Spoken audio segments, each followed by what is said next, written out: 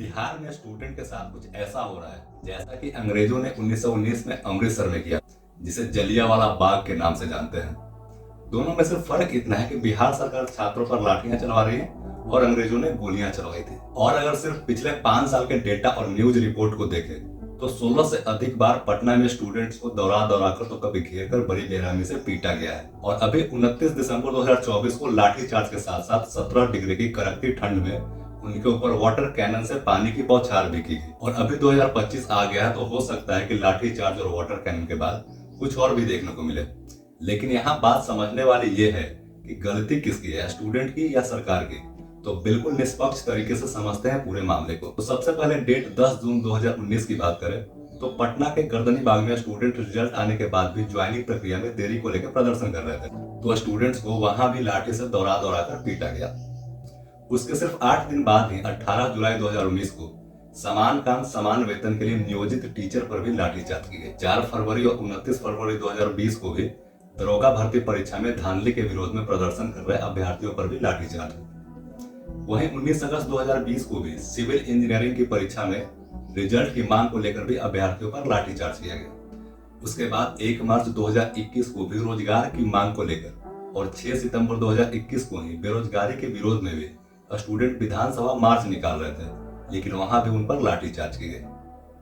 फिर 27 दिसंबर 2021 को वार्ड सचिव पर इसलिए लाठीचार्ज की गई क्योंकि वे लोग एक स्टेबल जॉब की मांग कर रहे थे। वहीं 22 अगस्त और 13 दिसंबर 2022 को भी लाठीचार्ज हुआ स्टूडेंट्स पर क्योंकि वे लोग 7वें चरण में टीचर नियोजन की मांग कर रहे थे। और 4 जनवरी 2023 में तो इसलिए लाठीचार्ज हुआ क्योंकि बीपीएससी का पेपर लीक हुआ था और स्टूडेंट इसके लिए विरोध जता रहे थे। अब लाठीचार्ज की इतनी घटनाओं को देखते हुए तो ये लगने लगा है कि ये स्टूडेंट को रिटन टेस्ट और फिजिकल टेस्ट के साथ साथ बिहार में लाठी टेस्ट की भी तैयारी कर ही लेनी चाहिए, क्योंकि मामला यही खत्म नहीं होता है। ऐसे कितने ही और तारीख है सिर्फ स्टूडेंट के ऊपर ही नहीं बल्कि आंगनबाड़ी सेविका, मुखिया, सरपंच और टीचर के ऊपर भी सिर्फ इसलिए लाठीचार्ज किया गया क्योंकि वे लोग पटना में लोकतांत्रिक तरीके से अपनी मांग को सरकार के सामने रख रहे थे।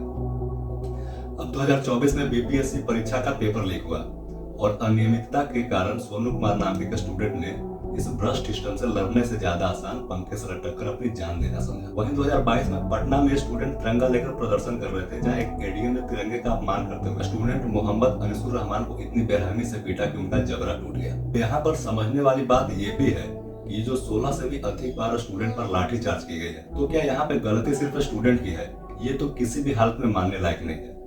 क्योंकि अगर किसी भी एग्जाम का पेपर लीक होता है या एग्जाम में कोई और तरह की धांधली होती है, रिजल्ट लेट आता है, स्टेट में जॉब और बेरोजगारी की समस्या है, एजुकेशन की समस्या है, तो यहाँ पर सीधे जवाबदेही सरकार की होती है और उस बोर्ड की जो ये एग्जाम राज्य सरकार के लिए कंडक्ट कर रही है। अब ऐसे में अगर स्टूडेंट को कोई जवाब चाहिए या उसका विरोध करना है तो सरकार के पास या उस संबंधित बोर्ड के पास तो जाएंगे स्टूडेंट, और कहाँ जाएंगे। और बिहार में मैक्सिमम स्टूडेंट और उनके माँ बाप की पहली पसंद कैरियर को लेकर सरकारी जॉब ही होती है, क्योंकि बिहार में सरकारी जॉब सिर्फ जीविका का साधन नहीं बल्कि एक सामाजिक स्टेटस का सिंबल भी है, सामाजिक प्रतिष्ठा का प्रतीक है। गवर्नमेंट जॉब को एक सिक्योर कैरियर की तरह देखा जाता है और इसी मानसिकता से स्टूडेंट्स को प्रेरणा मिलती है और यही कारण है कि स्टूडेंट की एक बहुत बड़ी संख्या सिर्फ गवर्नमेंट जॉब की तैयारी में अपने लाइफ का एक बहुत ही कीमती समय लगा देते हैं या एक तरह से कहें कि बर्बाद कर देते हैं। एक एग्जाम्पल देखो, आपके बिहार में टोटल 36 यूनिवर्सिटी है, लेकिन NAC की मान्यता प्राप्त सिर्फ 8 ही है।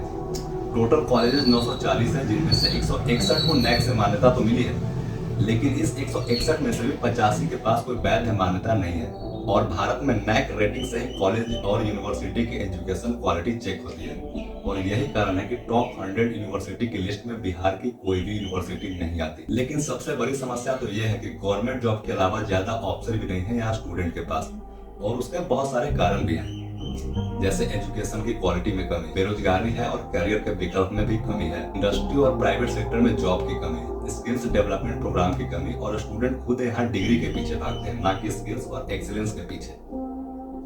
अब स्कूल और कॉलेज में टीचर और बेसिक फैसिलिटीज की भी कमी है और एजुकेशन में काफी हद तक सामाजिक और प्रशासनिक हस्तक्षेप भी है, और भी बहुत से कारण है जो आप कमेंट में मुझे लिख सकते हैं। तो जब इतनी सारी समस्याओं का सामना स्टूडेंट को एक साथ करना पड़ता है तो उनके पास सबसे आसान ऑप्शन बचता है कि भाई गवर्नमेंट जॉब की तैयारी करते हैं, और यहाँ स्टूडेंट को उनके परिवार का भी पूरा सपोर्ट मिल जाता है। लेकिन गवर्नमेंट जॉब भी तो लिमिटेड है। 2024 में दैनिक भास्कर की एक रिपोर्ट के हिसाब से सिर्फ 10 लाख गवर्नमेंट जॉब है बिहार में, उसमें से 5 लाख तो सिर्फ टीचर है और 6 लाख एम्प्लॉय कॉन्ट्रैक्ट पर है। तो टोटल सिर्फ 16 लाख लोगों को ही सरकार रोजगार या जॉब दे पा रही है, जो कि सिर्फ 2% के आसपास है टोटल रोजगार का। और अगर जॉब एप्लीकेशन रेशियो की बात करें तो ओवरऑल 0.5 से 0.7 का ही रेशियो है स्टेट गवर्नमेंट और सेंट्रल गवर्नमेंट को मिलाकर। मतलब 1000 लोग किसी जॉब के लिए अप्लाई करते हैं तो उसमें से 5 या 7 लोगों को जॉब मिलने के चांसेस है। वैसे ये रेशियो और भी नीचे